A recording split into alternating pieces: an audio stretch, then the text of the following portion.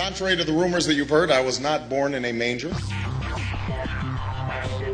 was actually born on Krypton and sent here to save the planet Earth.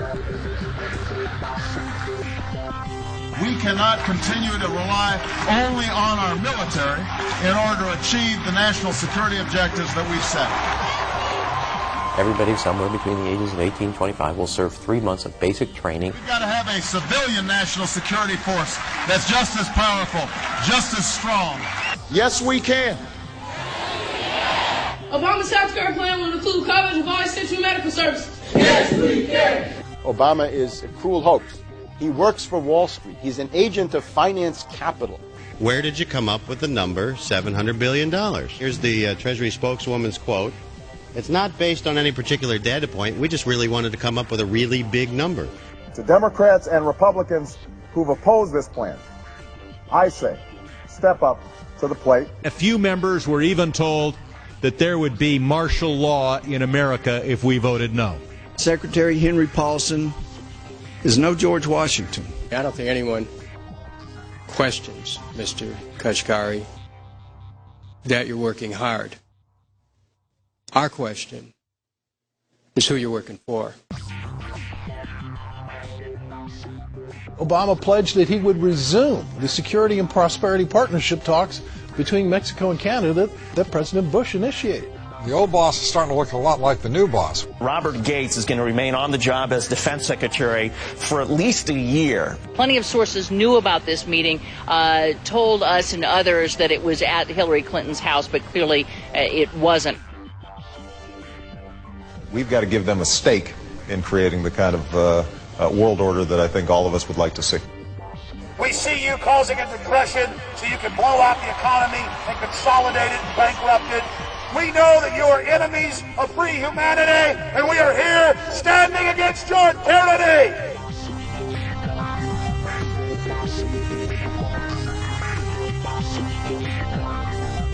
The Obama deception. The truth strikes back.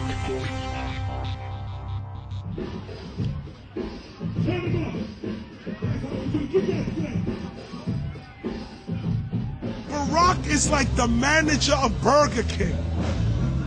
All presidents are, including Bush. It's like this. When your fries are cold, if your burger is not done right, you go back to Burger King, America, or your government, and you say, my burger's cold. I want new fries. First, you go to the cashier. That's the courts. You argue to the courts. The courts, if you can't get no justice with the cashier, you say, let me see the manager. I want to go to the Supreme Court. I want to see the president. The manager comes out. Hi, what can I do for you? Now the manager can override the decisions of the cashier, but you never get to see the franchise owner of Burger King. If you really have a problem with your burger, you need to go see the franchise owner. We need to go to the top or to the bottom. We need to go to where the real architecture of government is. And it's not in a president. It's in a global scheme. Politics in America today is identical to pro wrestling. And what I mean by that is, in front of the cameras and the public, we all hate each other. I'm going to kick my opponent's butt. I'm going to whale him from here to high water and beat the crap out of him. Yet behind the scenes, we all are friends going out to dinner. Went to dinner together. And it's all a work. All intermarried. Show business. It's showbiz. And that's what you have today in politics. The Democrats and Republicans aren't really opposed to each other. Left and right mean nothing. The only thing that counts is, are you working for Wall Street or you're trying to defend the people against the financiers? It's pretty obvious that there's some gigantic financial institutions that have been pulling the strings of politicians in this country for a long time. And there's the fact that we have it set up where they can donate millions of dollars to these guys' funds, these guys' campaigns. I mean, how do we not expect it all to go bad? America in 2009 was desperate for change. The past 8 years had been a disaster. Those weapons of mass destruction got to be somewhere. Maybe under here.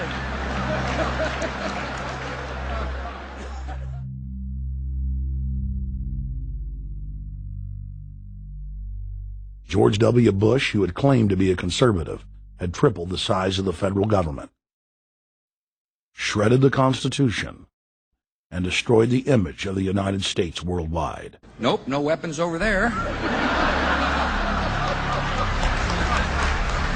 Endless wars, over 1 million dead Iraqis, and more than 5,000 dead U.S. troops. The Patriot Act, warrantless domestic wiretapping and spying, the end of posse comitatus, the rise of the treasonous North American Union, a deepening recession sliding towards total economic collapse. These factors and other abuses had the American people in a state of panic for their future and the very existence of the United States. The elite were in trouble. The people were beginning to see through their facade, past their front man, and to the ruling elite behind the throne. For the first time in U.S. history, both parties were universally hated. Congress had a 9% approval rating. The globalist agenda had stalled. And then, onto the scene came a man who promised change. Change we could all believe in. Barack H. Obama promised to end the war and bring our troops home fast. He pledged to uphold the Constitution and to stop the federal government from spying on the American people. Candidate Obama told American workers that he was going to get them out of NAFTA and GATT, and he's already breaking those promises. In this film, we will prove that Obama says one thing and does another, and that he works for the very same elite interests that Bush served, the very interest engineering the financial collapse and formation of a dictatorial world government. This film is not about left or right. It is nonpartisan. Our past documentary films are among some of the most damning indictments of George W. Bush and his administration that have ever been made. If humanity has any hope of effecting real change for the better, it will not come from the Madison Avenue false reality makers who have cast Barack Obama as the savior of the world. To alter our course from tyranny to liberty, to defeat the corrupt elite, we must get past the puppets and confront the real power structure of the planet. Now we can see a new world coming into view. A world in which there is the very real prospect of a new world order. Webster Tarpley is an accomplished geopolitical analyst and historian. Among his scholarly works are the unauthorized biographies of George Herbert Walker Bush and Barack Hussein Obama. Since Bush the elder made his speech at the United Nations back in September of 1990 talking about the New World Order, I think I've become confused about what's actually going on in the world. The New World Order is a more palatable name for the Anglo-American world empire. It's the planetary domination of London, New York, Washington over the rest of the world. It's hard to get people to join that or think they have a part in it if you call it the Anglo-American world empire. If you call it the New World Order, then people in India or someplace like that or the European Union might think, well, there's something in that for us too. But that's not what it is. It's the Anglo-American New World Order.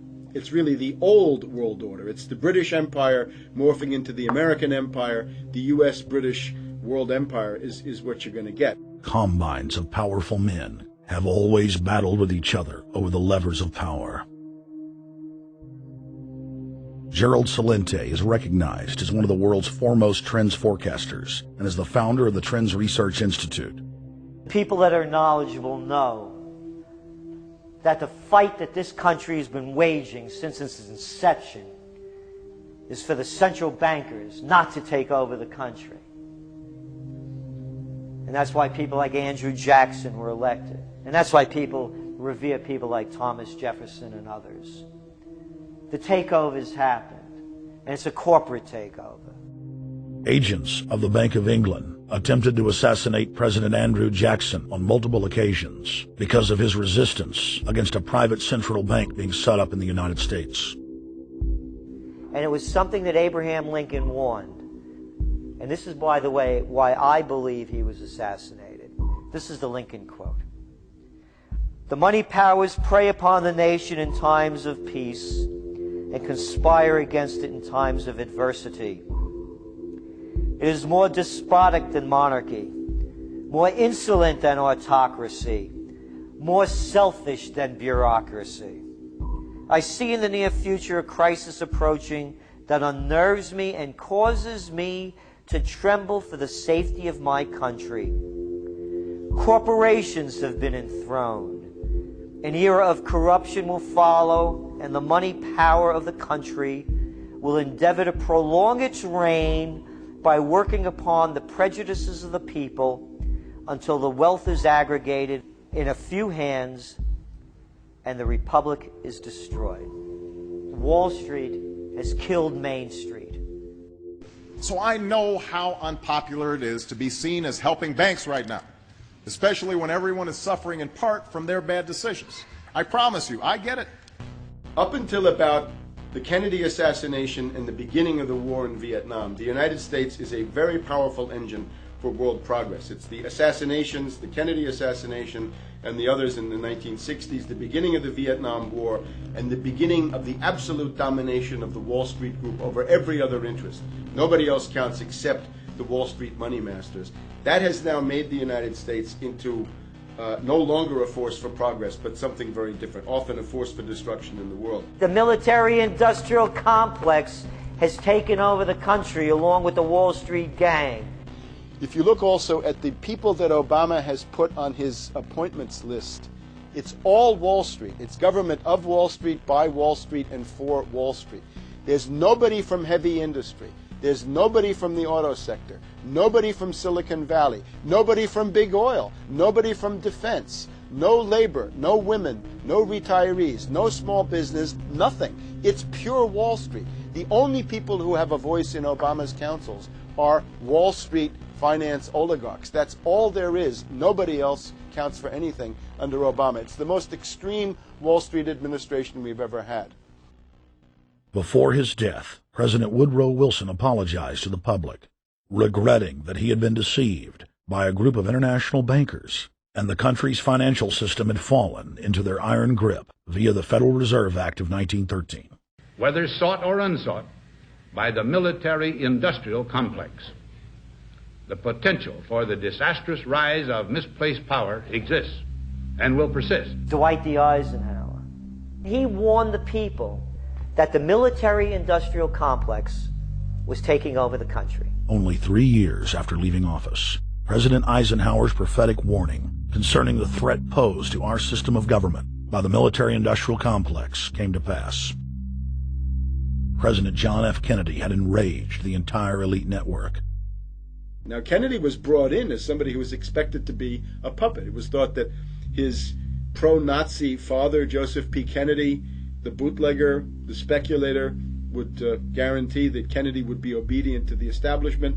They thought that Kennedy was a sex maniac who could be manipulated through all of this, but it turned out that through his personal suffering, Kennedy had discovered a personal sense of himself which went beyond just being a puppet, and he began to think about things like economic recovery, world peace, having a space program, making deals with the Soviets, cutting the Federal Reserve down to size, and a whole series of other things. Executive Order number 11110, signed by President Kennedy, began the process of abolishing the private Federal Reserve. Kennedy was also pushing for real civil rights reform and had begun the process of pulling the troops out of Vietnam.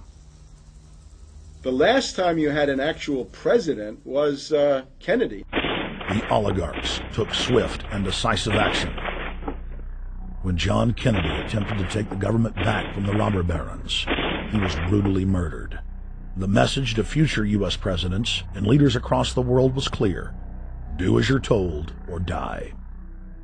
John Fitzgerald Kennedy was the last true president of the United States.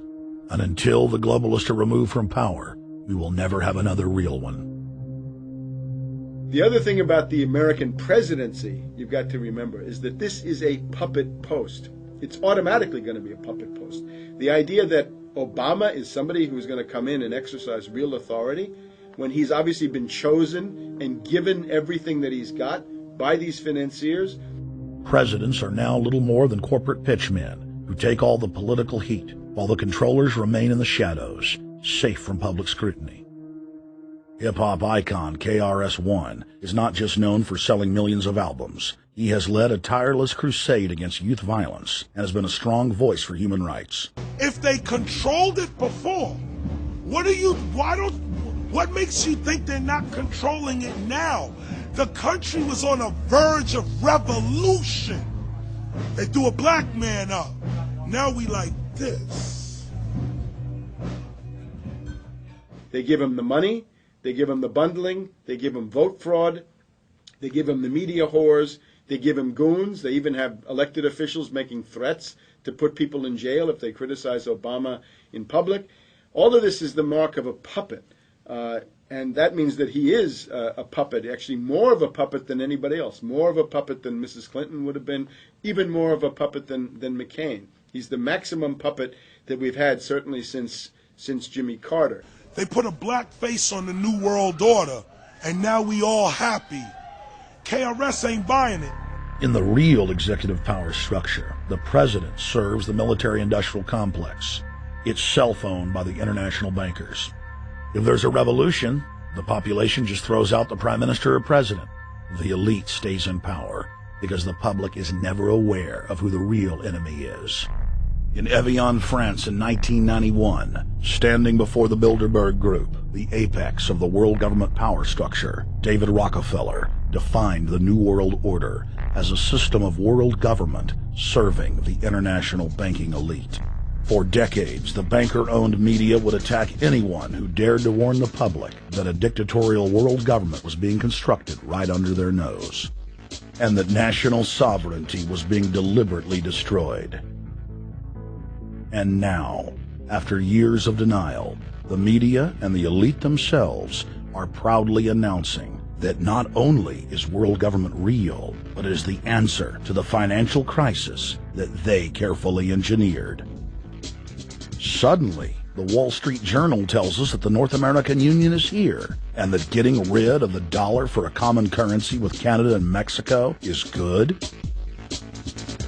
The Financial Times of London, published by a member of the Bilderberg Group, crowed that a dictatorial world government had been kept in the shadows for our own good, and that it was now time for it to emerge from behind the curtains of national security.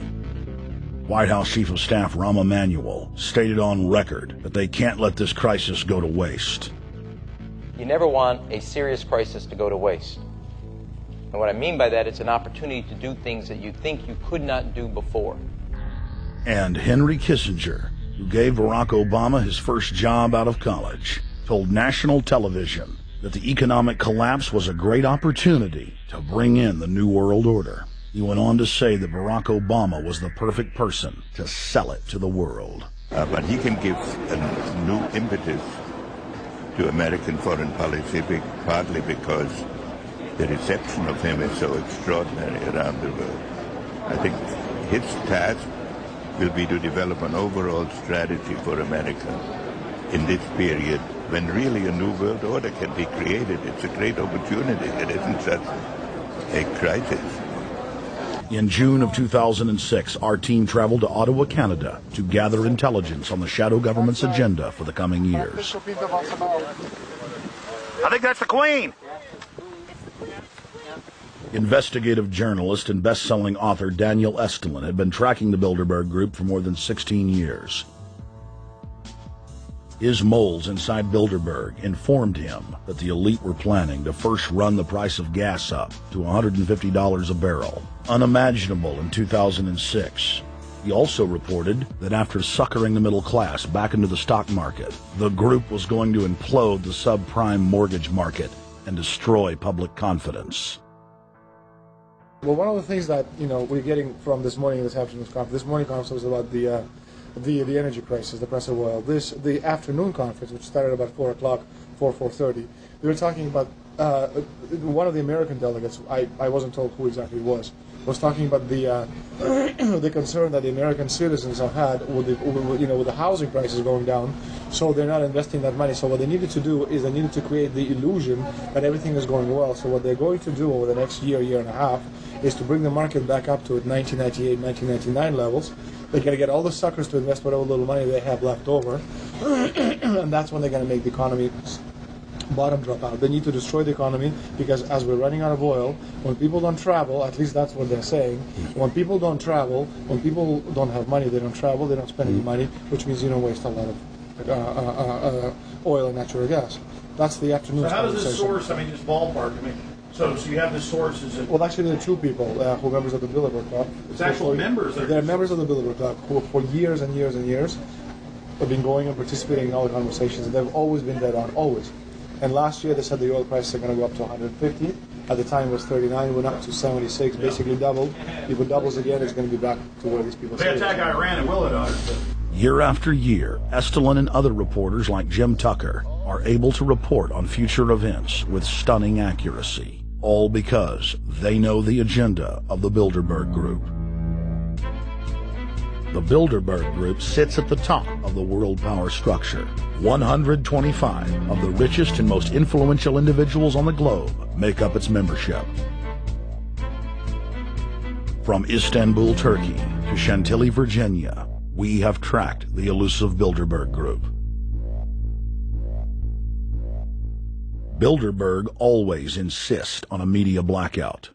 By June of 2008, we had already figured out that Barack Obama was the elite's puppet of choice. The national media claimed that during the weekend the Bilderberg Group was scheduled to meet, that Obama had speaking engagements set for Chicago and the Midwest. We knew better. In a classic bait-and-switch, the Obama campaign told the press corps to get on Obama's campaign plane, and that Obama would join them on the flight to Chicago. Campaign staff then slammed the door shut. The fawning press had been shanghaied as Obama's campaign aircraft lifted off without Obama.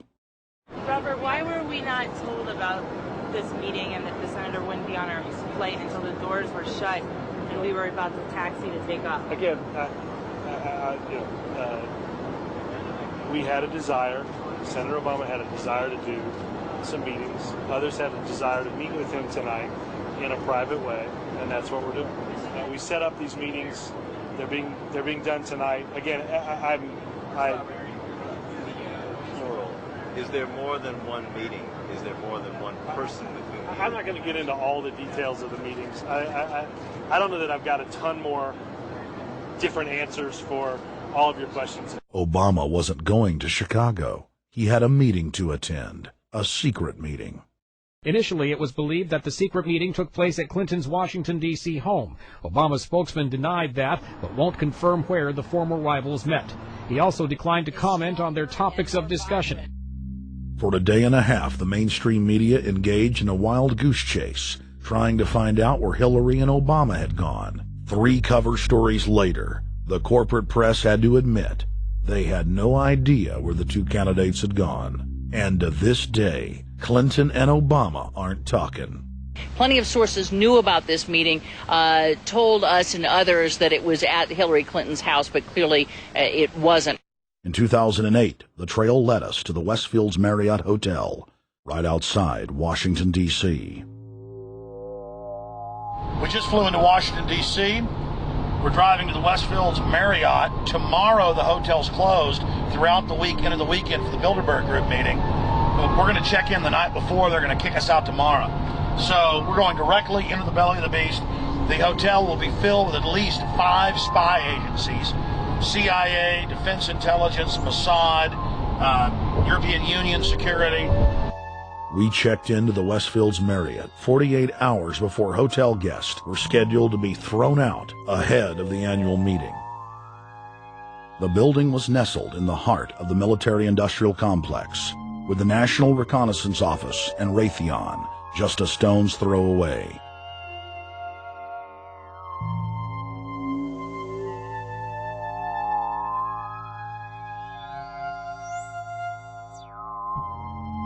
The plan tonight is to try to not get arrested, dodge the security, get in there, get some footage of the elite arriving in the morning, because some arrive before they officially lock it down, and then getting out of the building.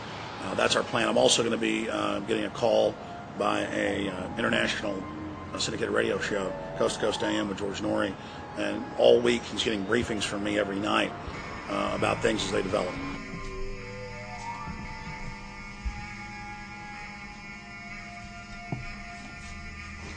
George, we're sitting here in the room. As the phone rings with your producer, Tom Danheiser, to put me on, the fire alarm goes off. So everybody is exiting the building. I know this is a setup. They timed it exactly when this happened. Open the door. I want them to hear the fire alarm. Open the door. I want people to hear this live to the 16 million people listening.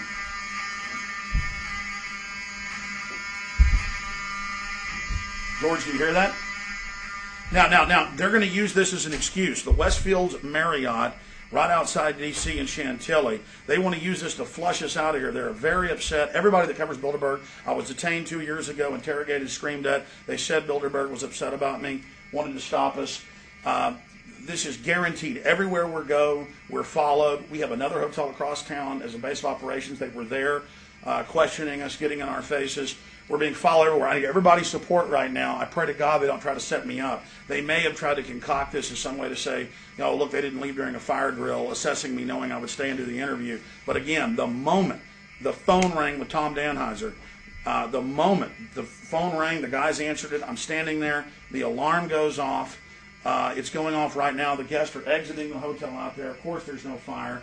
This is just absolutely insane. I noticed, too, that there was over 100 security people here today, but tonight we got back and it was a total ghost town, and this is what's insane.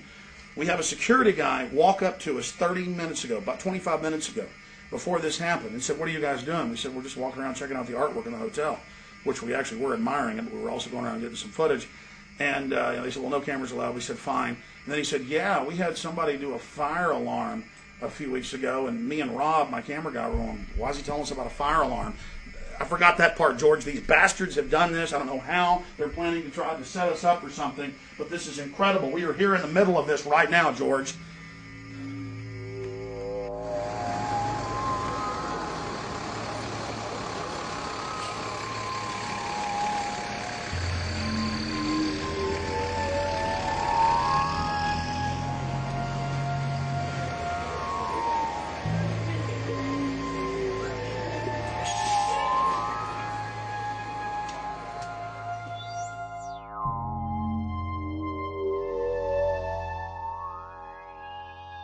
Stay there. Keep it locked.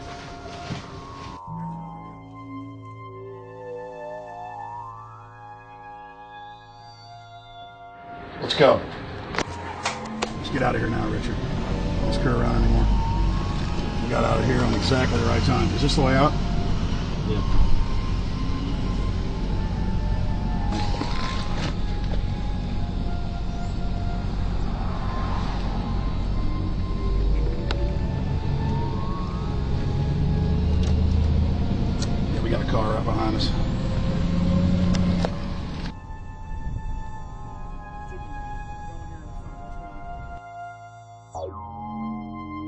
About 5 turns and 6 turns, the same car's following us. Now he looks like he's following us into a. He came out of Bilderberg. He came out of the Westfield. He's being a little bit subtle, but not too. There he is. That's him over there in the blue green, car. Yeah.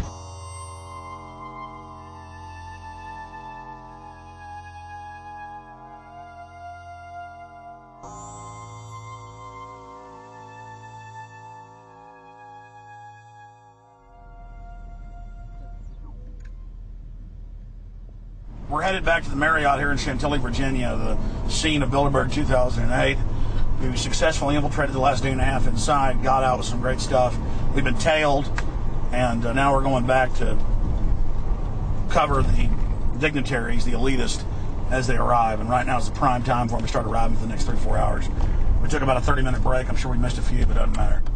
We've got scores of people that just organically are listeners, info warriors that are out here taking action.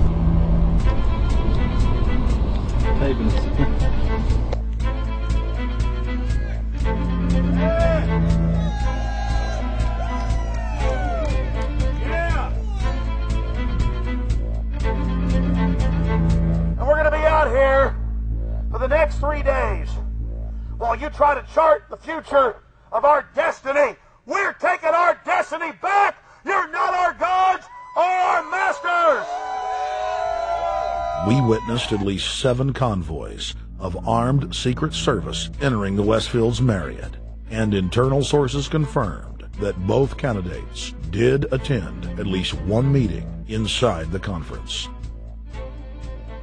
While the Bilderberg Group was 100% successful in 2008 at keeping their name out of the mainstream media, they did not fare as well when it came to the exploding independent press.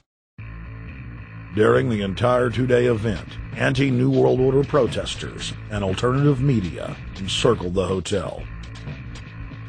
You are being exposed everywhere! From David Rockefeller, from John Edwards, from Bill Clinton. Your game of secrecy is over! You're gonna play game at that close, you piece of trash! This is Bernanke, man! Bernanke, you're going down!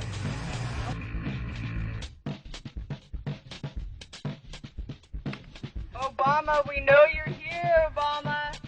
You cleared your schedule for the next 3 days. We know you're in Virginia. Arch criminals! New World Order scum! We are not your slave scum! Brave Americans came from all over the United States and bullhorned the main conference hall at close range as the global power brokers schemed inside. You are criminals! You control the central bank, you control the currency, and you're turning our beautiful country and world into a nightmare! The global elite are desperate to keep their organizational meetings a secret. They are keenly aware that if the population discovers that policy is being developed covertly by powerful special interest, the people will revolt. It is our duty to expose these criminals. It's a criminal act under federal law for federal officials to have private meetings to discuss world policy with non-federal workers. So everybody from the State Department, Treasury Department, White House, Defense Department, and others who show up, as they always do, they're committing a criminal act simply by being here to attend a secret meeting with officials from other countries to discuss U.S. policy in the world. So literally it's a criminal act. And every newspaper, every broadcaster has a patriotic duty to expose these scum and the evil they project. The election primaries served as a great diversion, while the true future course of the nation was being set behind closed doors. You've got, obviously, the Bilderberger Group, founded by the former Nazi Prince Bernhard of Holland. You've got the Trilateral Commission, founded by David Rockefeller's Zbigniew Brzezinski. They're the ones who ran the Carter administration. Everybody in the Carter administration, from Carter and Mondale and Volcker and Brzezinski, were all members of the Trilateral Commission. Founding member of rap sensation Public Enemy, Professor Griff, gave us his view of the Obama phenomenon. Barack Obama's been given a pass by the Blue Bloods. He's been given the okay by certain secret societies for them to let him in. I truly believe imperialism and fascism needs a facelift. And that facelift is going to have to be black. And the reason why I believe that, simply because I think they're trying to go into Africa. Well, they're already in Africa. But they want to totally control all the natural minerals that they're going to need to carry themselves into the 21st, 22nd, and 23rd centuries. You follow me? So I think they have to go through a phase of galvanizing the masses of dark-skinned people that truly believe that change needs to come, but the change that they're talking about is not necessarily change for the better as far as the masses of the people. It's probably a better change for them. It's not going to change for us, the little man on the totem pole. And no one looks at the agenda. As long as he positions himself right, have the right tie on, have the right smile, repeats the slogans over and over, and drives it home, the average American is just going to swallow it hook, line, and sinker. And we don't even know what the agenda is. Writing in his 1964 book, With No Apologies, Senator Barry Goldwater said, "The Trilateral Commission is intended to be the vehicle for multinational consolidation of the commercial and banking interest by seizing control of the political government of the United States. The Trilateral Commission represents a skillful, coordinated effort to seize control and consolidate the four centers of power: political, monetary, intellectual, and ecclesiastical. What the Trilateral Commission intends is to create a worldwide economic power superior to the political governments of the nation-states involved. As managers and creators of the system, they will rule the future. Bilderberg issues executive decisions and prime directives to its subdirectorates for implementation. The Trilateral Commission takes the Bilderberg Group agenda and executes it through regional roundtable groups throughout Europe, Asia, and the Americas. The Council on Foreign Relations serves as the managing roundtable group in the United States sector. The Council on Foreign Relations has dominated every administration since the days of FDR. The way in which they make policy and rule is that they are a polycentric oligarchical system. You have to be a finance oligarch. Remember, this is not a society ruled by generals, not by priests, not by bureaucrats, not by demagogues, none of those, but by bankers. Bankers rule, and the bankers set up these institutions. They set up things modeled on the Royal Institute for International Affairs, Chatham House, and the Milner Round Table of the period right after the Boer War, so even before World War I. You had the British setting up these round tables, institutes with publications and conferences, and this is how they make policy. Upon Obama's inauguration, members of the Bilderberg Group, Trilateral Commission, and CFR flooded into every position of power in the executive branch, replacing Trilateral Commission and CFR members who previously filled the positions during the Bush administration. When you look at the U.S. ruling class, you'd have to say that they're a really pathetic bunch of failures and bunglers. They are a miserable excuse for a ruling class. And that's one of the big problems we have, is you go from Clinton to Bush to Obama. What stays the same is the ruling elite that gives these puppets the orders that they act on. And these orders are wrong-headed, let's say, to say the least. They're basically bankrupt. They're going to lead to the collapse of this civilization. What they're doing is using the existence of the United States as a formerly powerful nation state to act out their Wall Street fantasies of world domination and maintaining their capital structures and maintaining their system of looting. And this can't be done.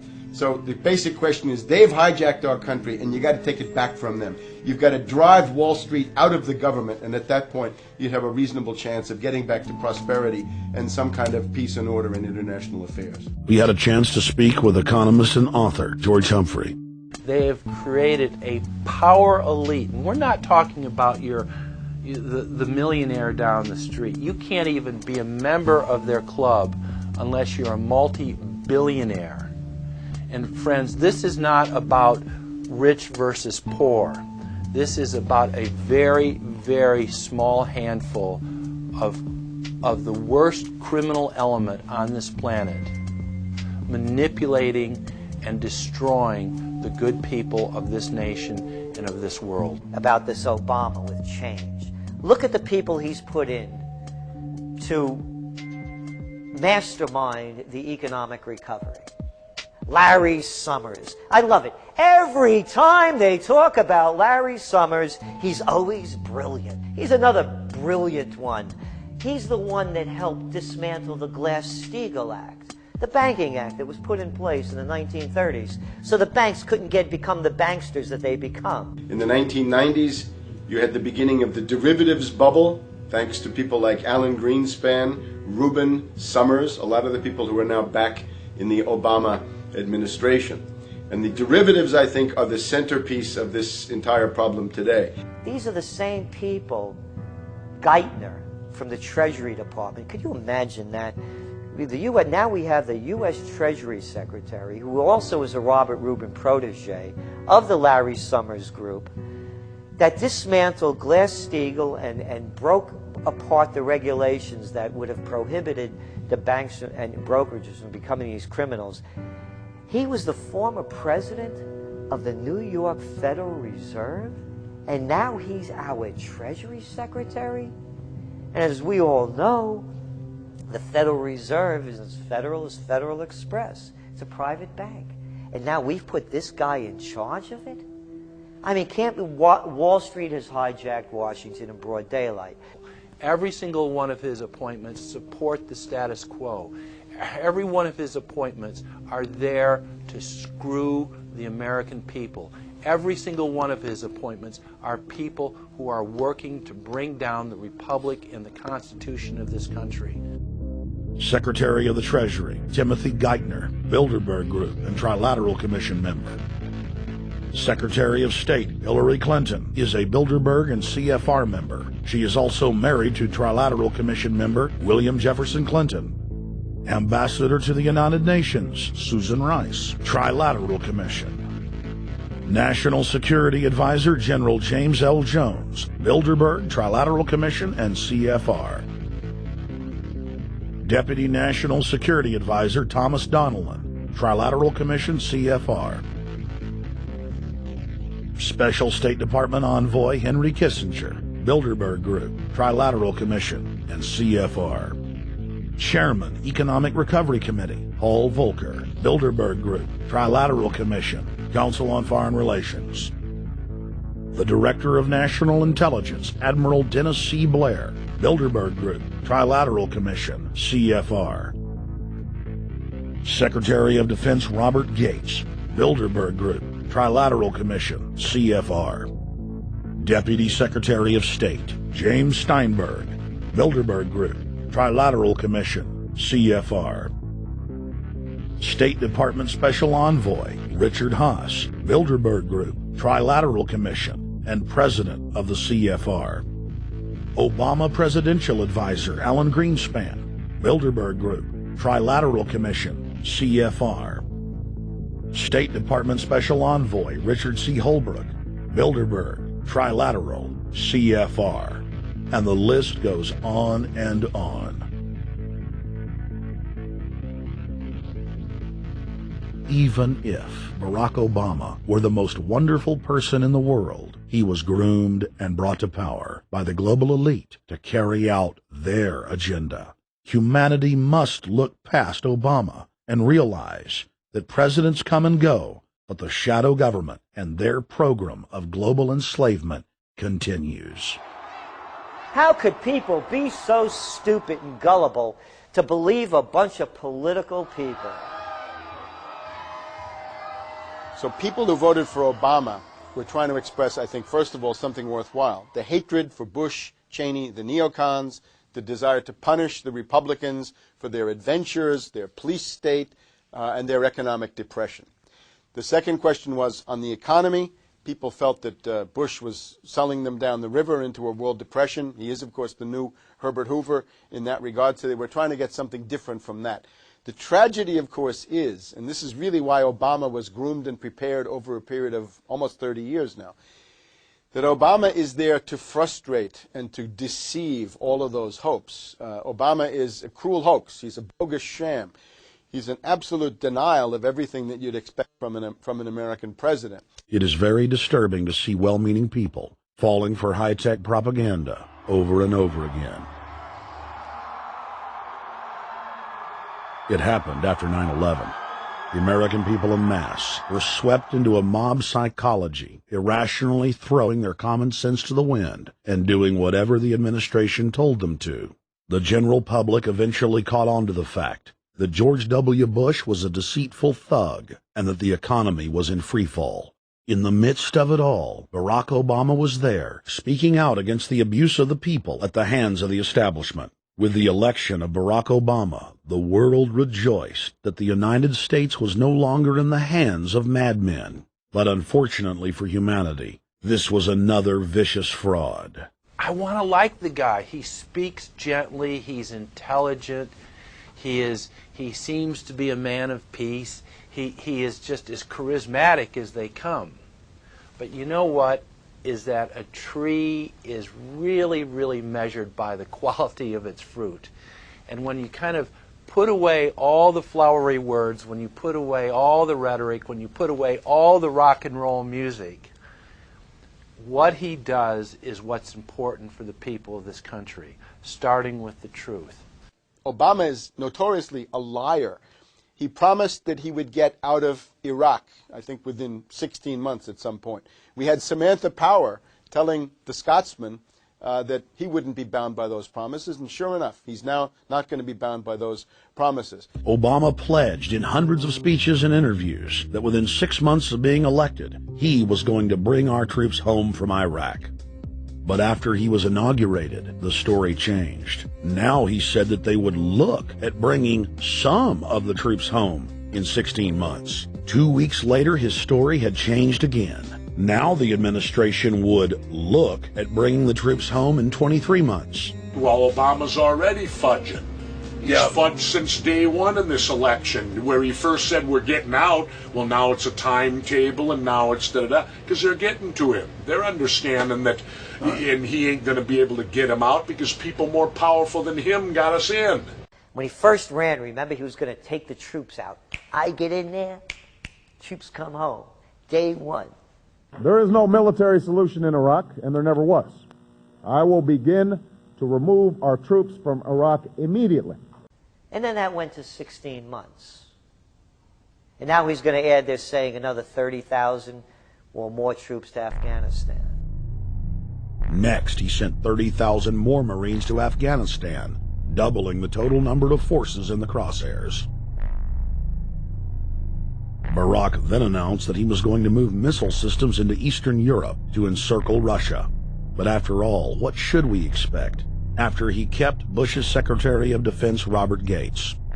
The outcome of this policy is if you're constantly meddling near the Russian borders with these fascist creeps, IMF, NATO agents like Yushchenko of Ukraine or Saakashvili or Georgia, or these Kaczynski twins in Poland, or various collections of people in Latvia, Lithuania, Estonia, you're tied to these gangsters, and if they decide to start a war, that rapidly escalates into thermonuclear World War III. This is worse than the neocons. Bush and Cheney never got as far as Brzezinski, Soros, and the other people running Obama.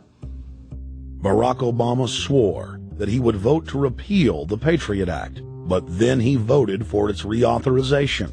Obama decried the Bush administration's illegal warrantless wiretapping of the American people. Then he voted to legalize it. Obama pledged that he would filibuster any attempt to give retroactive immunity to the telephone companies, the telecom companies, except he then turned around and voted for that bill. Most people don't know, for example, that he voted to reinstate the Patriot Act and more government wiretapping. Candidate Obama told desperate factory workers in speech after speech that he was going to renegotiate NAFTA and GATT to make it more fair for American workers. It is absolutely true that NAFTA was a mistake. But then his campaign was caught sending out memos to top corporate leaders, telling them not to worry and that it was just campaign rhetoric.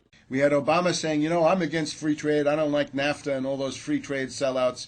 We had Austin Goolsbee going to the Canadian diplomats and saying, don't mind him. He's just popping off. That's just election-era rhetoric. Doesn't mean anything. Presidential candidate Barack Obama was publicly criticizing the North American Free Trade Agreement in a bid for votes, but privately telling Canadian officials not to worry about it. He said that he was going to bring us peace in the Middle East. He said that he was going to bring us transparency and a balanced economy. He said that he was going to not have lobbyists. He said he was going to clean up government. He said he was going to work for the environment. And point by point by point, within the first month of his inauguration, he has lied and deceived and cheated the American people. The people of the United States and the world were filled with hope that Obama was the real deal when in his first week in office he signed an executive order supposedly closing Guantanamo Bay and other secret prisons. Then the press actually had a chance to read the executive order and were shocked to find that the executive order only said that Obama was thinking about closing Guantanamo in a year.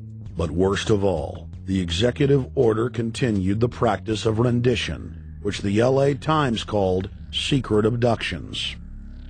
They don't know. They think that he signed off immediately on closing Guantanamo.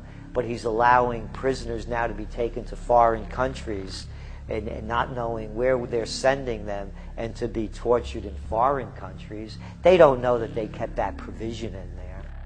Obama is now continuing the practice of secret arrest, secret prisons, and most importantly, indefinite detention without trial.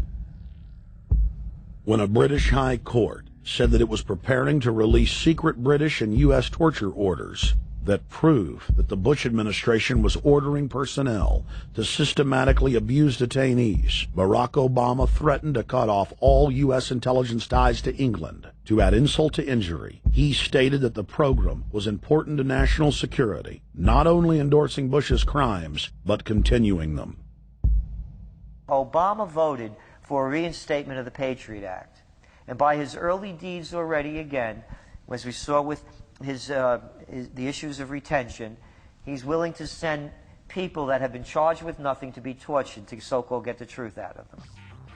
If the makers of this film attempted to cover all of Obama's lies, this documentary would never be released because there are new ones every day. So in the interest of time, we're going to cover one more big one.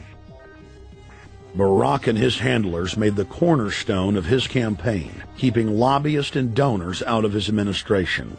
Within hours of being elected, Obama did a 180 and filled the White House and federal government with lobbyists and donors at all levels. Obama picked William Lynn, the top lobbyist for Raytheon, to fill the number 2 position at the Department of Defense. Timothy Geithner, former president of the private Federal Reserve Bank of New York, was picked by Obama to be Secretary of the Treasury. Geithner promptly crammed the Treasury Department full of lobbyists, like his Chief of Staff, Mark Patterson, formerly the top lobbyist at Goldman Sachs. Obama appointed top lobbyist to the Saudi royal family, George Mitchell, as the lead Middle Eastern envoy. Obama appointed the king of Wall Street lobbyists, Leon Panetta, to head up the CIA. Obama tapped Tom Daschle, top lobbyist for healthcare firms, to run the Department of Health and Human Services, and the list goes on and on. Then, 3 weeks into his administration, Obama launched a new lie, more outrageous than the previous. With Academy Award-level conviction, he said that he was upset about the banker bailout, which his own Chief of Staff, Rahm Emanuel, another former Wall Street executive, had engineered. Obama said that he had signed an executive order capping the CEO's salaries of those who had taken the bailout money.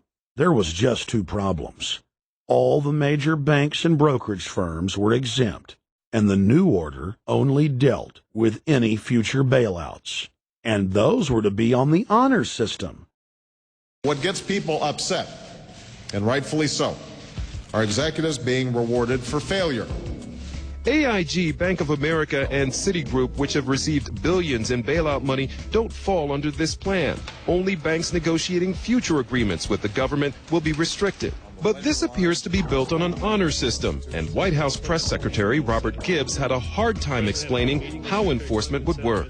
Well, let me get, I will get clarification from Treasury on that. Generally speaking, this is already the biggest liar and the biggest disappointment that we've seen in recent history. And again, qualitatively beyond the rather low standards set by Bush the Elder and Clinton in terms of delivering on promises. Bottom line, Obama is a fantastic actor and an even better liar. His track record is clear. He has done the opposite of everything he told the people he would do. They'll make up one lie after another. And if you believe these people, knock yourself out. I don't believe a word they say.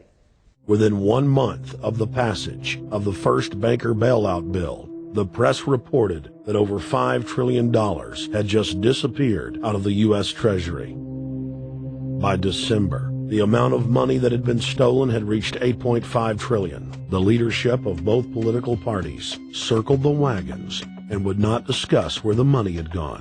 In the Fed! In the Fed! In the Fed! In the Fed! Informed Americans protested the private Federal Reserve System at all 38 of their regional governorship offices.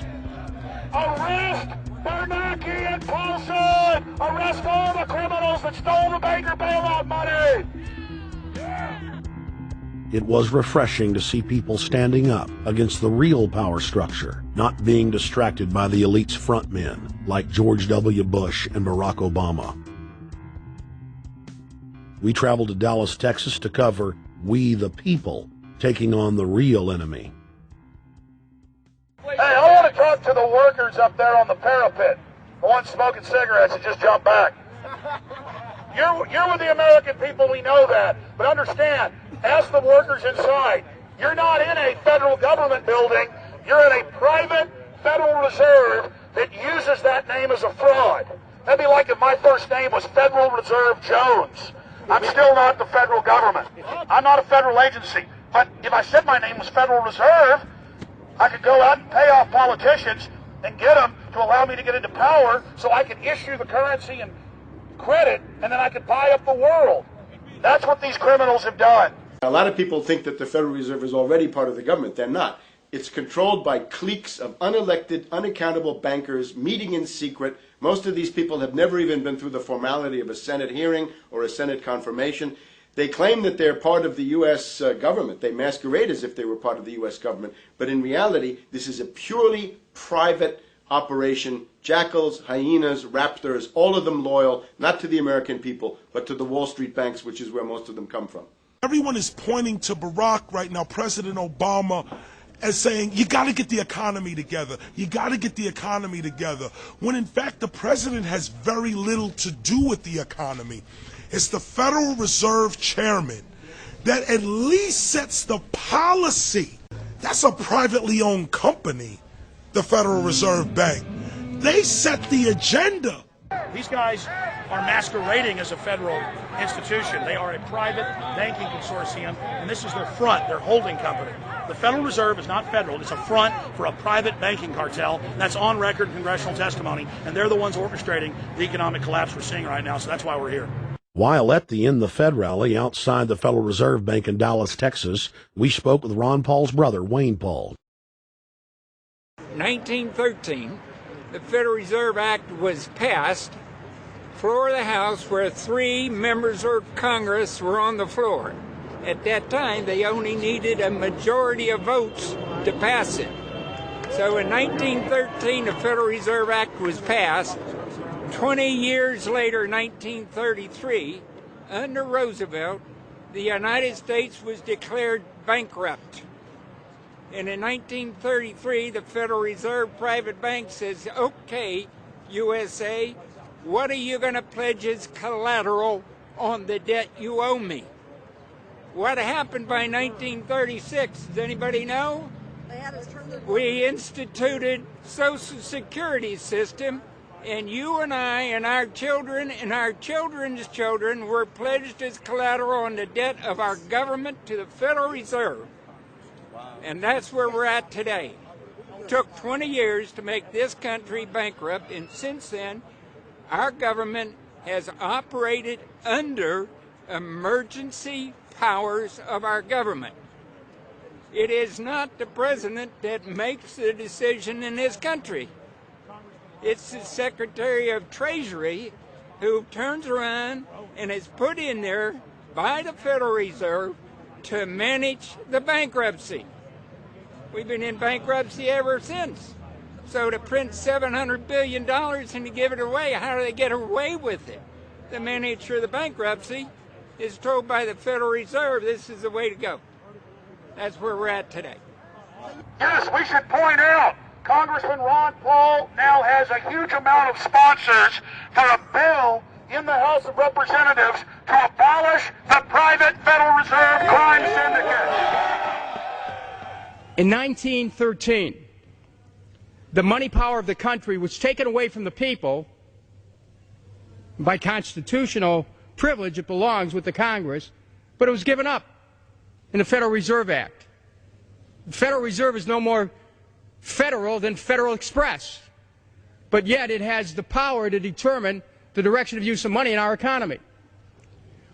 If we could take that power back and put the Federal Reserve under Treasury, we start to be in a position of being able to control monetary policy on behalf of the United States people.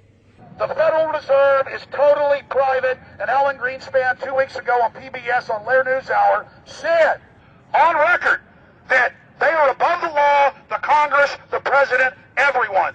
No court can do anything. We run America. What is the proper relationship, what should be the proper relationship between a chairman of the Fed and a president of the United States?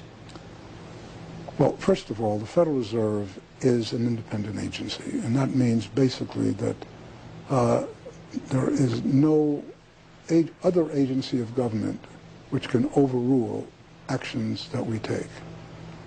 So long as that is in place and there is no evidence that the administration or the Congress or anybody else is requesting that we do things other than what we think is the appropriate thing, then what the relationships are don't frankly matter. Notice what Greenspan is saying. Greenspan is saying the Federal Reserve is beyond the law. And in reality, they are in practice beyond the law. Nobody, as far as I know, has ever audited the Federal Reserve. One of the first things we ought to do when we nationalize the Fed is go in there and find out the audit. Who stole money? Who engaged in corruption? There's a whole series of people going back to Volcker, to Greenspan, to Bernanke, and so forth. Think of the arrogance of private group of banks that have bankrupted the nation by design so they can repo the country.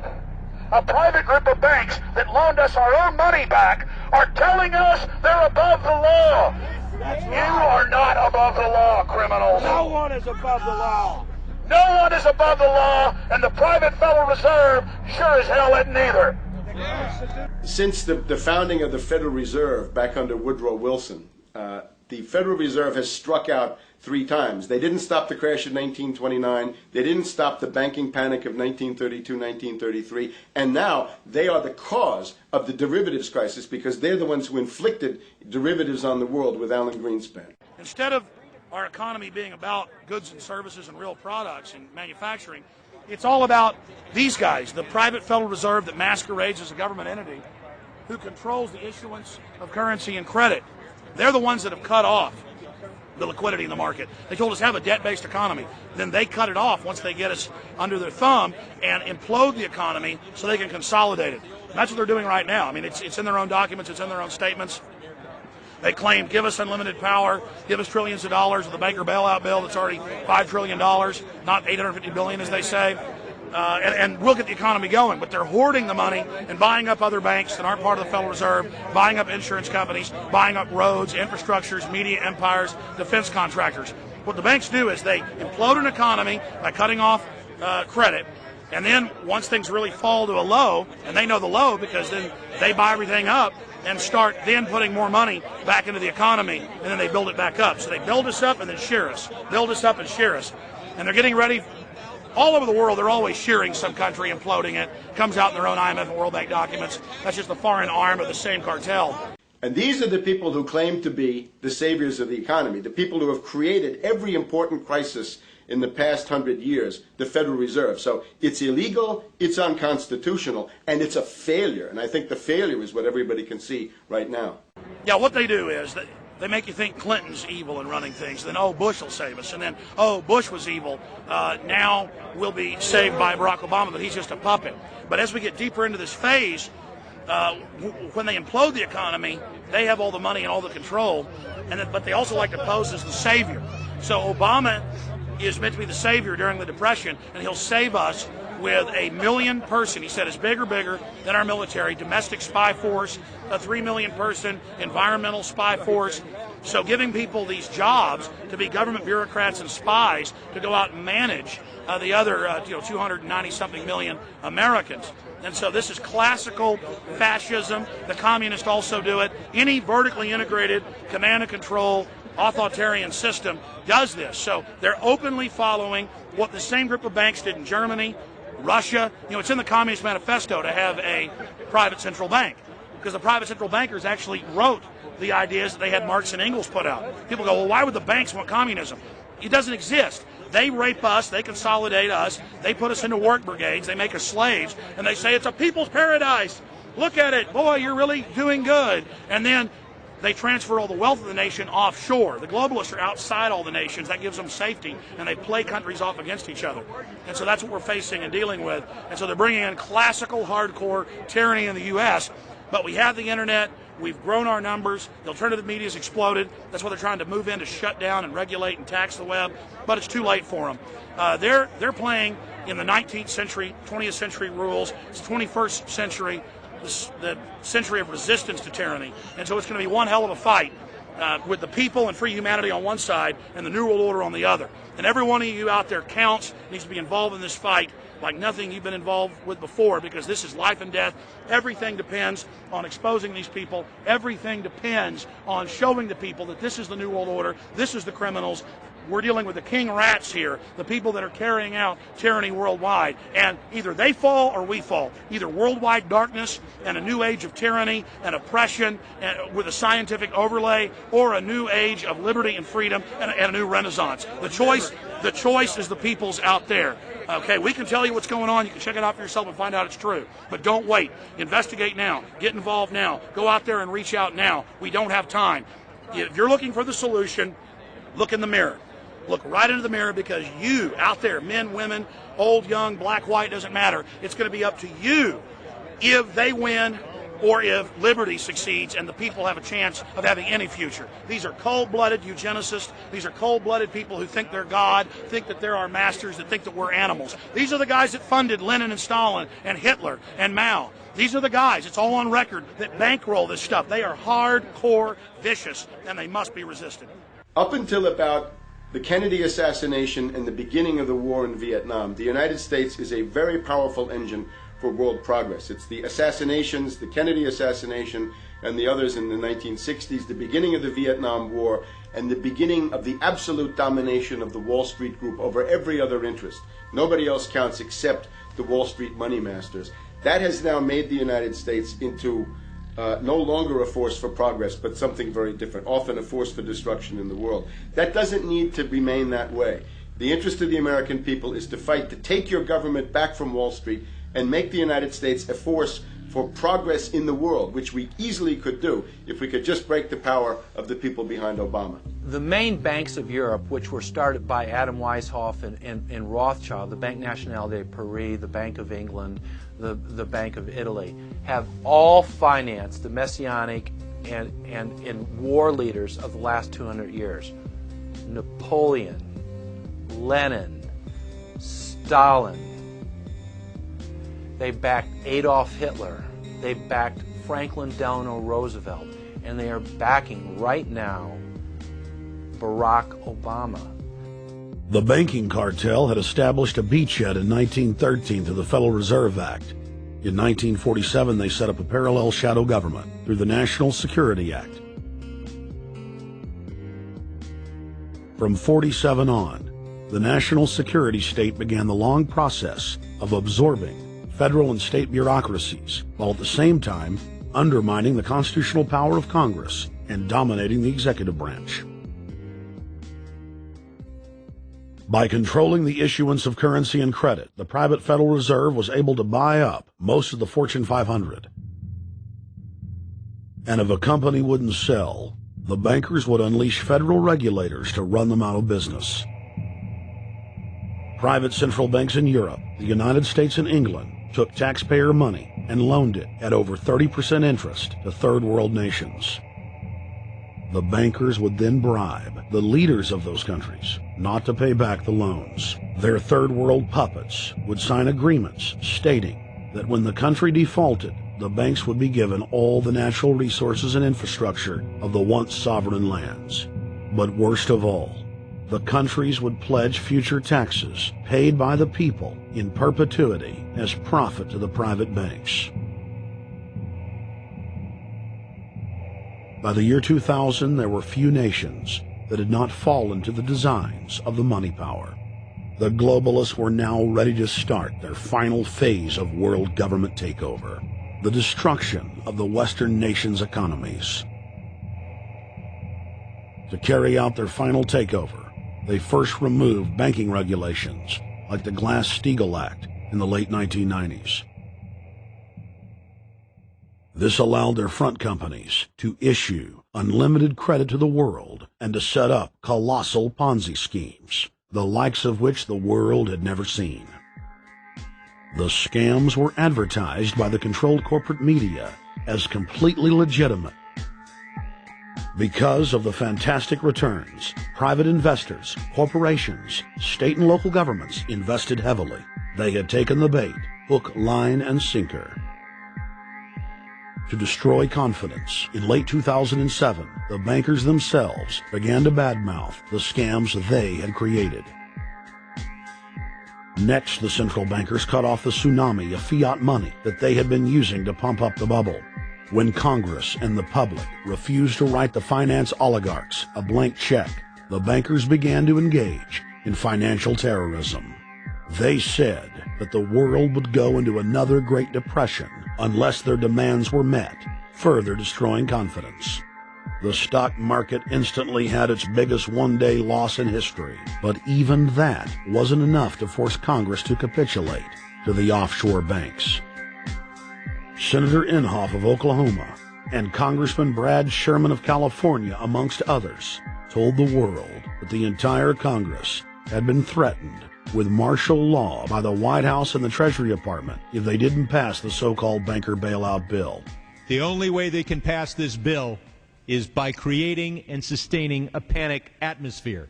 That atmosphere is not justified. Many of us were told in private conversations that if we voted against this bill on Monday, that the sky would fall, the market would drop 2,000 or 3,000 points the first day, another couple thousand the second day, and a few members were even told that there would be martial law in America if we voted no. That's what I call fear-mongering. Unjustified. The final version of the bill was kept secret from the Congress until minutes before the vote on October 3, 2008. The Federal Reserve had promised total transparency, that every dime would be accounted for. To Democrats and Republicans who've opposed this plan, I say, step up to the plate. Let's do what's right for the country at this time, because the time to act is now. To prevent the possibility of a crisis turning into a catastrophe. After its passage, the public learned with horror that the bill was really a financial coup d'etat by Wall Street. The bill didn't just give $700 billion to the banks. It was a blank check. And as of February 2009, $9.7 trillion has disappeared into a black hole. Within 24 hours of its passage, Secretary of Treasury Henry Paulson said they were no longer going to use the money to unfreeze the mortgage market by buying bad debt. We went to Congress. Illiquid assets look like the way to go. As the situation worsened, the facts change. I will never apologize for changing an approach or strategy when the facts change. Paulson has, in the meantime, admitted that the subprime mortgage crisis is not the cause, really, of the breakdown of the entire world banking system and the bankruptcy of most of the banks in London and in Wall Street. He said, we're going to buy up toxic assets, but we're not going to worry about subprime mortgages. What he's talking about is derivatives. Derivatives are the center of the crisis. He went on to say that where the money was going was a secret. I believe that banking institutions are more dangerous to our liberties than standing armies. If the American people ever allow private banks to control the issuance of their currency, first by inflation, then by deflation, the banks and corporations that will grow up around the banks will deprive the people of all property until their children wake up homeless on the continent their fathers conquered. The issuing power should be taken from the banks and restored to the people, to whom it properly belongs. Thomas Jefferson, 3rd President of the United States. Secretary Paulson came in with the Vice President and Fed Chairman Bernanke and made all these assurances that there was absolutely a critical, immediate need to get rid of the corrosive derivative products, all the different names for this and ubiquitous, sub S retraded credit default swap, blah, blah, blah, blah. Okay? But they talked about them as though they knew what the hell they were. You got the money and you immediately said, what items, what auction? Now the Treasury just basically cut that out of the bill.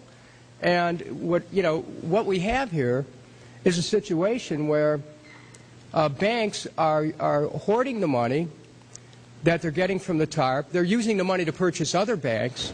And all of a sudden, the Treasury sent a signal to the banks, forget about it.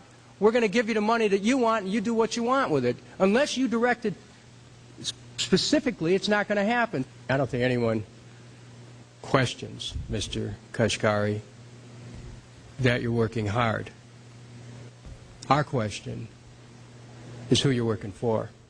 Throughout its passage, President Bush and Senator Obama worked in tandem to get Congress to pass the bill, without even having time to read it, despite the fact that in major polls, 98% of the American people were against the bill. The leadership in both parties were for it.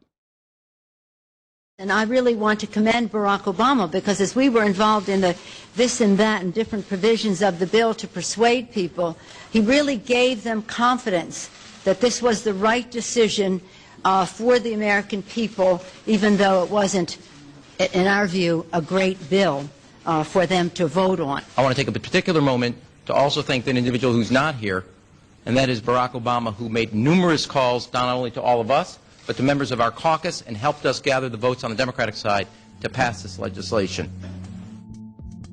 Bankheads then bragged to the press that they were hoarding the bailout money and using it to buy up smaller, healthy banks and insurance companies. Their plan was working like a charm. Next, the central bankers loaned the federal government back $787 billion of our own money at interest for President Obama's so-called stimulus package. And just like the banker bailout, Congress was given less than an hour to read the 1,070-page-plus stimulus bill. Barack Obama, who had pledged on the campaign trail to wait 5 days before a bill could be voted on so that the Congress and the people could have a chance to read it, said that the stimulus was too important and it had to be passed before anybody could see it or read it, or the crisis would turn into a catastrophe. Doing little or nothing at all will result in even greater deficits, even greater job loss, even greater loss of income, and even greater loss of confidence. Those are deficits that could turn a crisis into a catastrophe, and I refuse to let that happen. After its Friday passage, in gangster fashion, President Barack Obama took a 4-day vacation and said that there was no rush to sign it. The spending bill was really a takeover bill, designed to further federalize the states and to pay off rich donors that had donated to both parties. As the world slid deeper into depression, the bankers celebrated the fire sale that they had created. I believe the phrase burdens of the office is overstated. Yeah, it's kind of like, why me? Oh, the burdens, Why did the financial collapse have to happen on my watch? It's just pathetic, isn't it? Self-pity. And I don't believe President-elect Obama will be full of self-pity. With their access to unlimited fiat capital, they could now buy up sectors of the world economy not already controlled by them. For over a century, the Anglo-American establishment had worked to bring the world system to this point. Artificially engineered global bankruptcy. In an address before the Trilateral Commission in June of 1991, David Rockefeller laid out the elite's ultimate goal. The supranational sovereignty of an intellectual elite and world bankers is surely preferable to the national autodetermination practiced in the last centuries. Now that the bankers were holding the world hostage, they issued their ultimatum. The only solution to restart the global economy would be to set up a planetary government ruled by a new Bank of the World, a Bank of the World owned and controlled by them. Suddenly, hundreds of prominent publications announced the solution, the people's only salvation. Time magazine, in an article titled "The New World Order," said that the new super bank would control the world's currencies and set interest rates, and that the new bank would, quote, knock the heads of bad countries, like the United States. At a meeting of central bank heads and finance ministers dubbed Bretton Woods II, the plan for world government was unveiled by the very bankers that had engineered the collapse. Formerly sovereign countries would now pay their taxes directly to the banking cartel. Hundreds of new carbon taxes, controlling every facet of human activity, would only be the beginning. Now all the elite had to do was to sell the public on accepting the final phase of their takeover. And it's Obama's job to sucker the public into standing down so the bankers' agenda can move forward unhindered. Never before in U.S. history has the media gotten behind a president like they are behind Obama. The press has pulled out all the stops, bestowing a crown of infallibility upon Obama as the savior of the people. The elite are betting everything they've got on Obama's charisma and hoping that he can sell the world on their program of tyranny. Yes, there have been differences between America and Europe. No doubt there will be differences in the future. But the burdens of global citizenship continue to bind us together. A change of leadership in Washington will not lift this burden. In this new century, Americans and Europeans alike will be required to do more, not less. Partnership and cooperation among nations is not a choice. It is the only way. We've got to give them a stake in creating the kind of world order that I think all of us would like to see. In truth, Obama is not simply continuing George W. Bush's policies. He is radically expanding them. I thank President Bush for his service to our nation. This film has documented the painful fact that Barack Obama's agenda is the complete opposite of what he has claimed it to be. Now we will reveal what Barack Obama and his controllers' true agenda is. Number 1. Bring the United States under the complete regulatory control of a private offshore superbank known as the Bank of the World. More than 100 new taxes are now being developed under the umbrella of curbing greenhouse gases. The new taxes will be paid directly to the private bank consortium. At the producer level, taxes will be paid on farm animals' flatulence. At the consumer level, there will be carbon taxes on all forms of meat, beef, poultry, pork, and fish. All cars will be fitted with satellite tracking boxes that will tax driving by the mile. And an added tax will be placed on all fossil fuels, including motor oil and natural gas. All plastic products will have a carbon tax added. Outdoor space heaters and fireplaces are to be taxed. All electricity produced by coal-powered plants will be taxed. Under the cap-and-trade system, citizens will be forced to pay taxes on thousands of products to private cap-and-trade services owned by Al Gore and other elitists. There will be taxes on light bulbs, water, trash pickup, air travel, train travel, bus, ship, medicine, steel production, mining, clothing, laundry, asphalt are just a few of the new taxes to be levied. But to truly transform our economy, to protect our security and save our planet from the ravages of climate change, we need to ultimately make clean, renewable energy the profitable kind of energy. So I ask this Congress to send me legislation that places a market-based cap on carbon pollution and drives the production of more renewable energy in America. That's what we need. The notion of anthropogenic global warming is a fraud. In other words, the idea that the planet is getting warmer and that human activity is somehow responsible is a pseudo-scientific fraud. It's a big lie. It's a monstrosity. Remember the Nazis, they had race science, race hygiene. They said Aryan blood is different from any other kind of blood.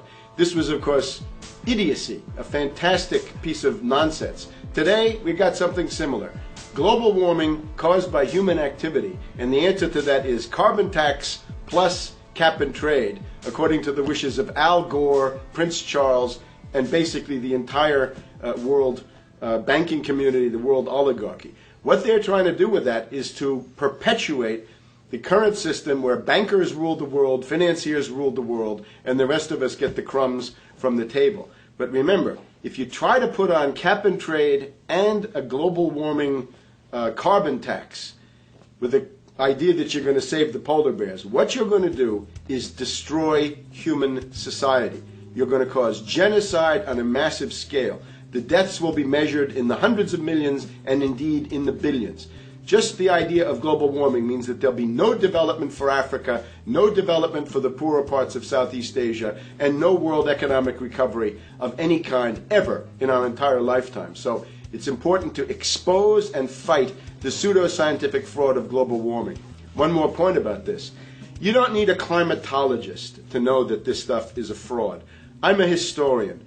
I can tell you, in the last 1,000 years, we had a period of very warm temperatures called the medieval warm period, where all kinds of grapes and semi-tropical stuff were growing very far into the northern hemisphere. That was about 1100, 1200. It happened to correspond with an all-time maximum of sunspots. Right now, we can say that we're going into another maximum period where there'll be some warming, but we're well within the limits of the medieval warm period.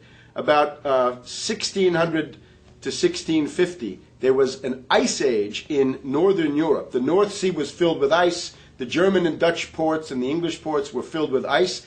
That corresponds to an all-time minimum of sunspot activity, the Spörer minimum and the Maunder minimum. So this has largely got to do with solar activity. We can see that other planets, not just the Earth, are warming slightly as a result of increased solar activity. But we're well within the minimum. So what the oligarchs claim to be an open and shut scientific case is a piece of pseudo-scientific nonsense, and it should be rejected.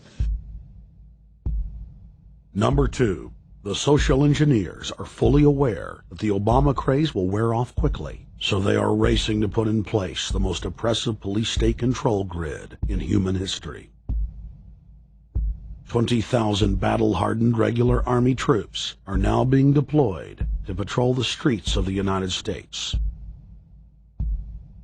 FEMA is now building giant camps in every region of the country, and the Congress has introduced bills like the National Emergency Centers Act, H.R. 645, which merges local governments and the police under federal control.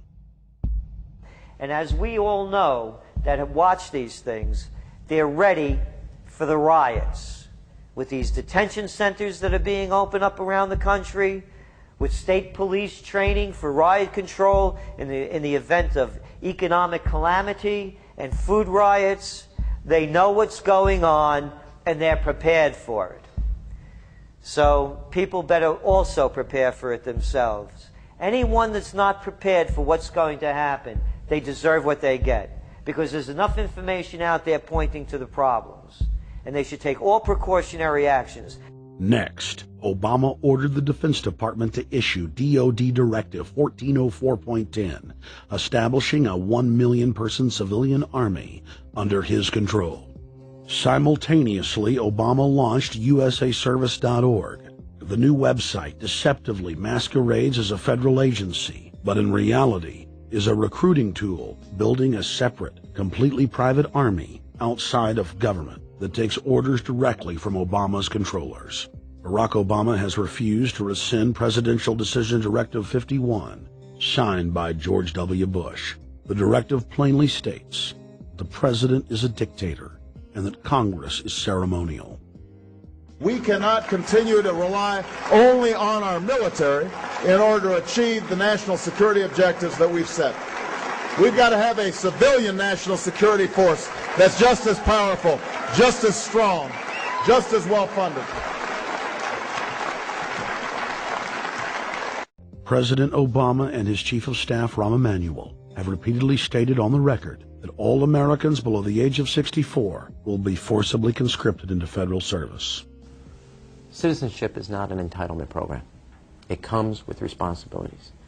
Everybody somewhere between the ages of 18 and 25 will serve 3 months of basic training and understanding in a kind of civil defense. Now, it doesn't always have to be service in uniform. One of the things that if you talk to our generals, they are desperate for is a civilian counterpart to our military forces. So is this compulsory then? Well, you have to, in a sense, it's a required of everybody, 18 to 25, 3 months, and at some point at that point you do it. Obviously, I'm not going to say perfect legislation. We'll work that process through. You could do it during a college summer, or you could do it after high school. If you have a demagogue with a fanatical mass movement of personality cultists who is imposing the program of a group of extreme bankers and finance oligarchs, that's fascism. Obama's transition site, change.gov, proclaimed that middle school and high school students will be forced to serve the federal government. Fascism is gutter up, streets up, hooligans, thugs, fervently idealistic students, swarming adolescents, just the kind of thing you see around Obama. The way you get a population to enslave itself when the police and the army are no longer enough to do that. So I think that's if you're a left liberal, it's time to open your eyes to that.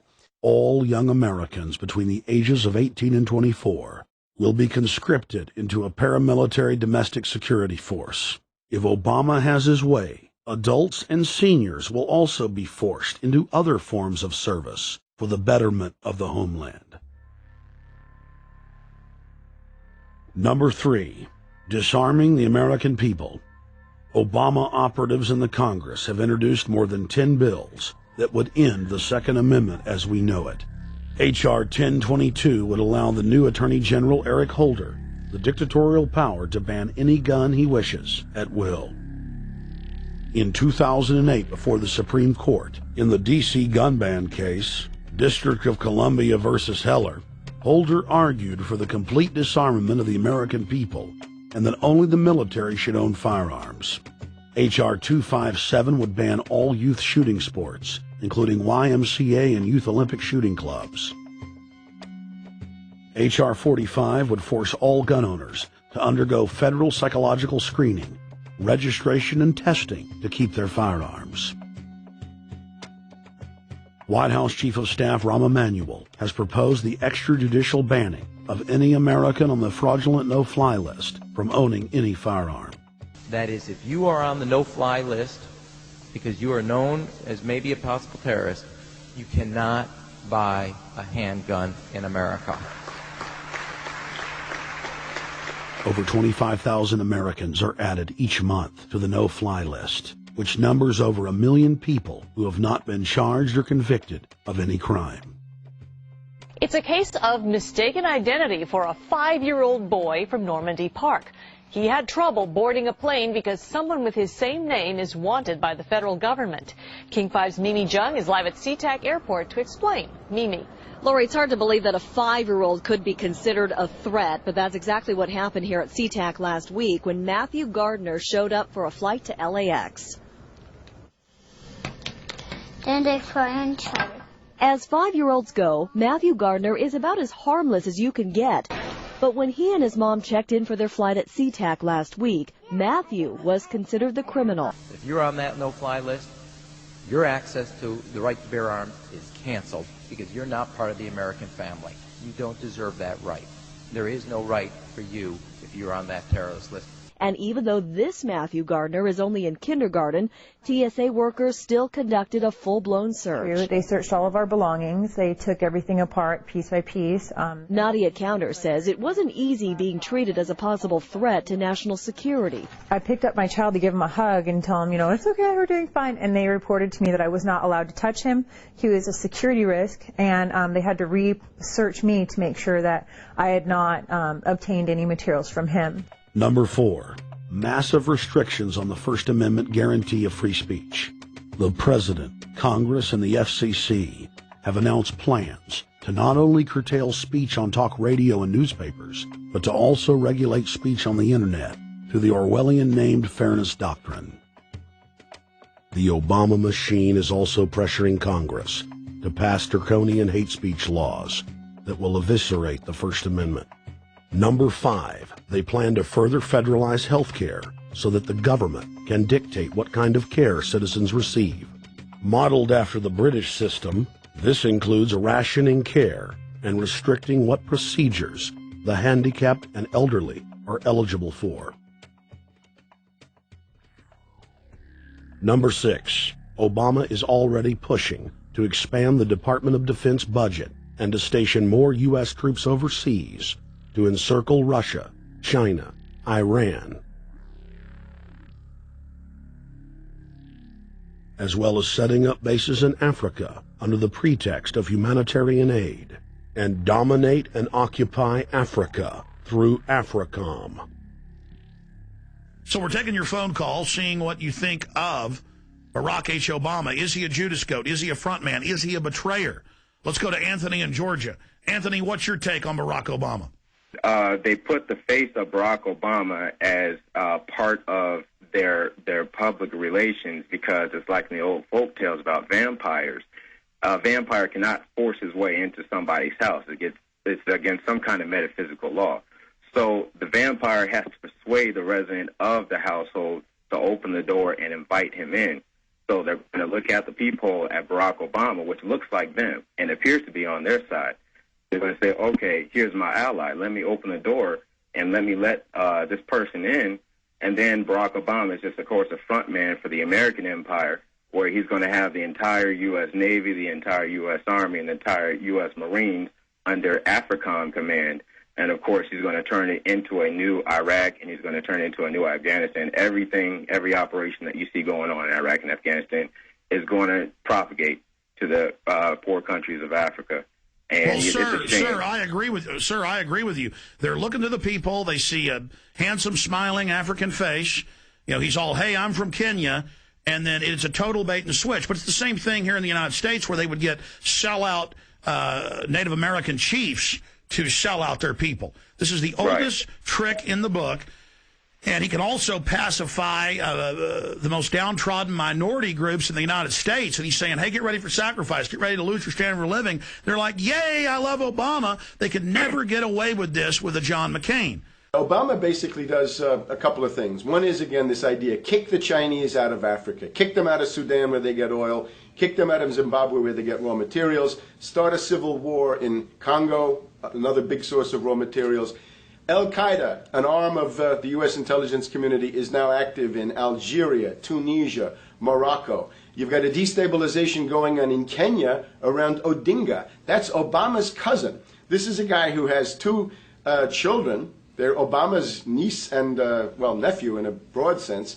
And one of them is named Raul, and the other one is named Winnie, after Winnie Mandela, who did the necklacing and political assassinations in South Africa. So this Odinga is essentially a CIA destabilizing operation in Kenya, and he's got a Odinga Islamic Alliance to crush the Christians in Kenya, but this also reaches into Ethiopia, it reaches into Uganda, Congo, Tanzania, and a whole bunch of other countries in that region. So all of Africa is a battlefield in flames between the U.S. and the Chinese, with Obama leading the charge to kick the Chinese out for geopolitical reasons. Number 7, radically expand federal control over family farms and ranches through the Animal ID and Premises ID system. Number 8, accelerate the merger of the United States with Canada and Mexico under the Security and Prosperity Partnership.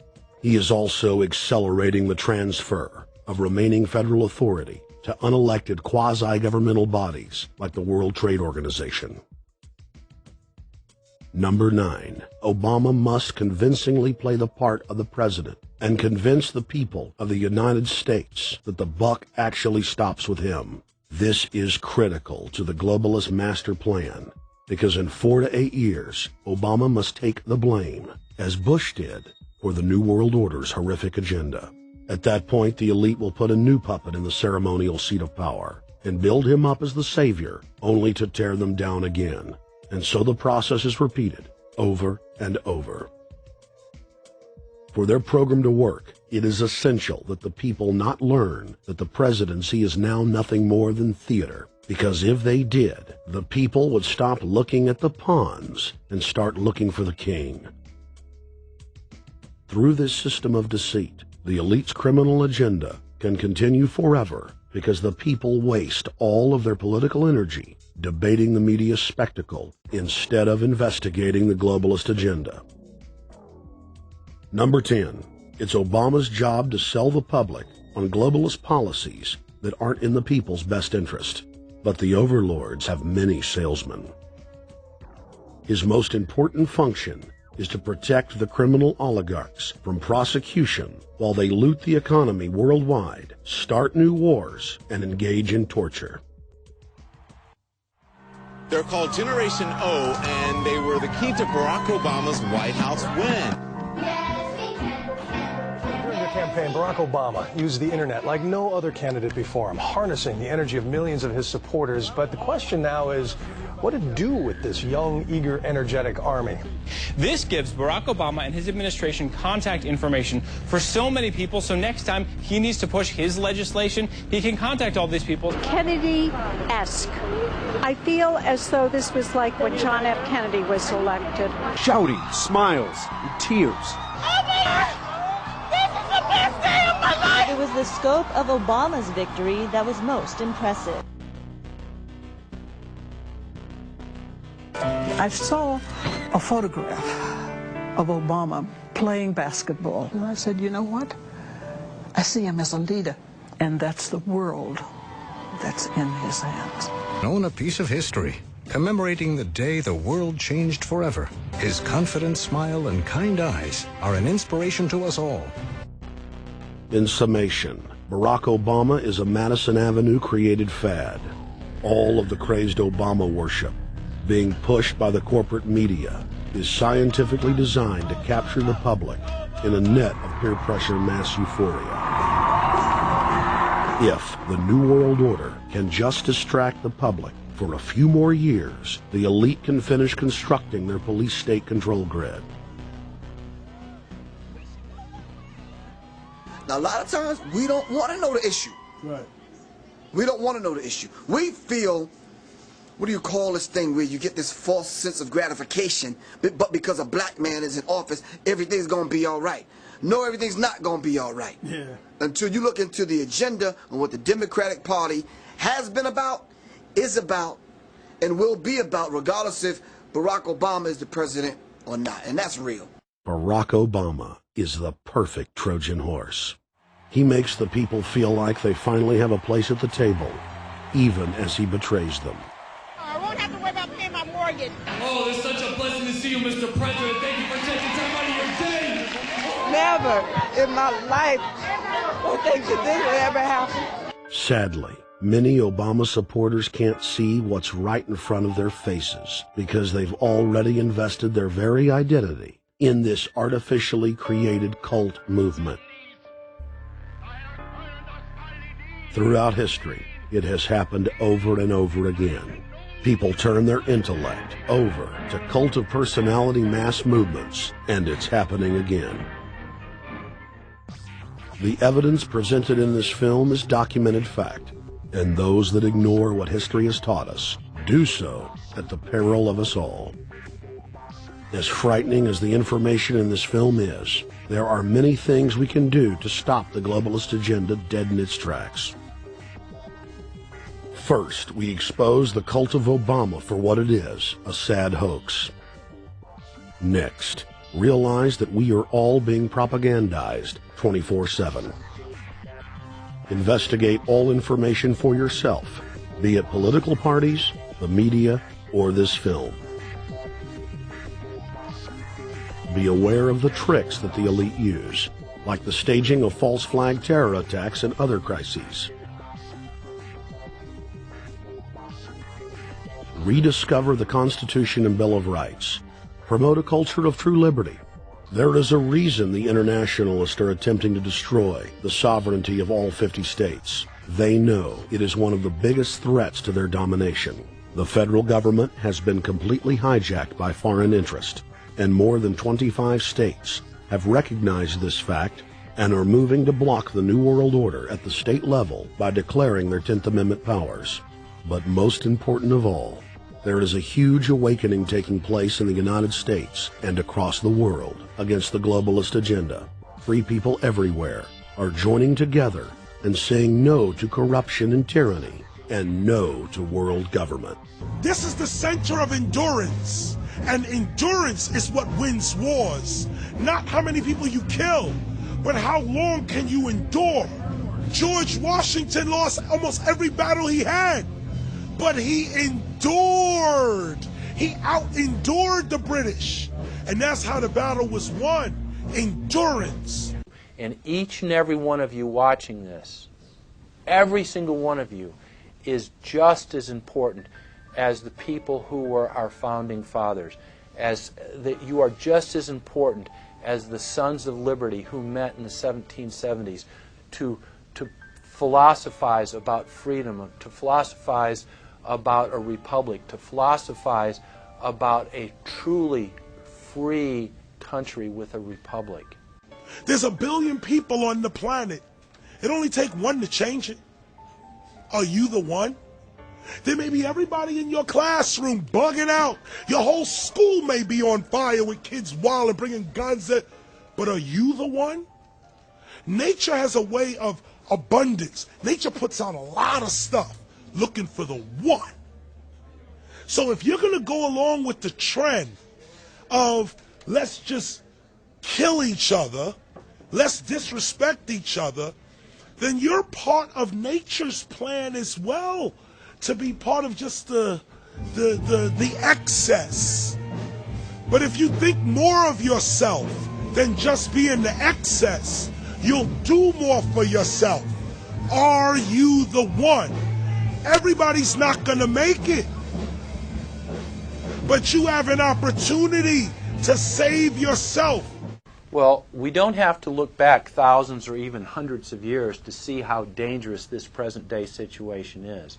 We can look back to Bolshevik Russia. We can see the takeover by the Bolsheviks talking about the people's revolution, talking about the positive change. And Lenin came in and then Stalin. The fact is that over 40 million Russians between 1925 and 1940, good Russian, people who were Christians, people who had their own businesses, people who were educated, they were exterminated because they had their own business, because they were educated, because they believed in God's law. We can look over at Germany. Germany was in a very, very terrible economic situation, and this very charismatic leader called Adolf Hitler comes in. He makes the roads good, and he promises a better life for the people. And within 10 years, you see a completely nationalized, centralized, dictatorial situation where millions and millions of people were exterminated. And then we can go to Maoist China. Mao came in, he promised change, he promised a better life, and within 5 years, 60 million Chinese were exterminated. They don't teach that. They don't teach that in the schools these days. And it wasn't that long ago. And I pray to God that this will not happen in the United States. And the way it won't happen is if you and your friends and all of us together take action to say no. This country is too precious. It's too wonderful. It's too good of a place to lay down as a victim. Greatness could arise once we break the shackles of the government that's holding us back. One thing America has more than any other country is an entrepreneurial spirit. One thing we have more than any other country is the ability to be innovators. You know, if I was born in Italy, I wouldn't be the trend forecaster I am today because I would have been locked into a culture of thinking one way. We have that freedom of expression and freedom of thought that could free us to create greatness again if Big Brother doesn't come down on us harder. Humankind is at a historic crossroads. The forces of globalism are marching towards absolute despotism. Look in the mirror. Count the cost. and decide, are you going to let history repeat itself? Or will you stand tall with freedom lovers everywhere and stop the completion of a world dictatorship?